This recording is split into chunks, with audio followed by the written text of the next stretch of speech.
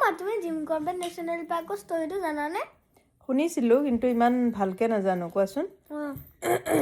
মানে নেপালত বাঘ এটা ওলাইছিল তাৰপিছত মানে নেপালৰ গোটেই আৰ্মিখিনি পঠালে বাঘটোক মাৰিবলৈ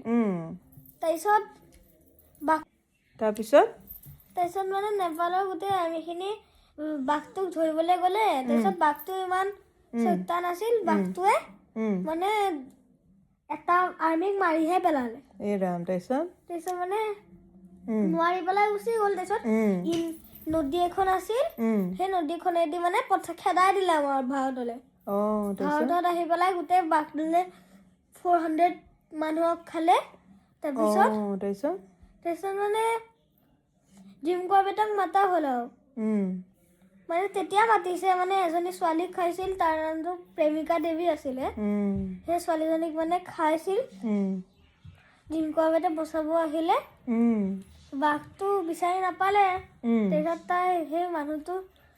গাটোহে পালে সেই মানুহজনী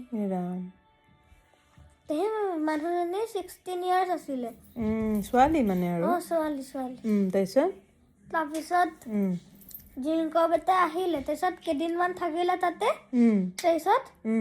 ছেকেণ্ড ডেটোত অকণমান দেৰি চাহ তাহ খালে ৰাতিপুৱা তাৰপিছত চাহ তাহ খাই পেলাই সি বাঘটোক মাৰিবলৈ গ'লে ৰাতি 8টা বজাত মানে সেই যে চাংঘৰ বুলি যে কয় চাংঘৰ এটাৰ ওপৰত বহি আছিল তাৰপিছত মানে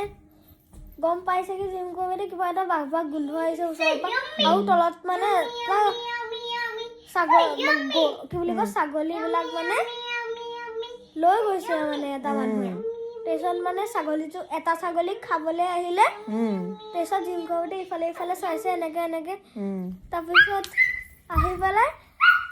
এইফালে চাওঁতে দেখিছে বাঘটো ওচৰতে আছে সেই চাংঘৰটোত বহি থাকোঁতে বাঘটো মানে মুখৰ ওচৰতে আছিল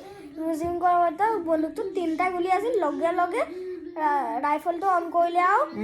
3টা গুলি তাৰ মূৰত মাৰি দিলে বাঘটো মৰি থাকিলে তাৰপিছত সেই জেগাখনৰ নাম দিলে জিম কৰবেট নেশ্যনেল পাৰ্ক হয় নেকি থেংক ইউ আজি মই জানিলোঁ নজনা কথা এটা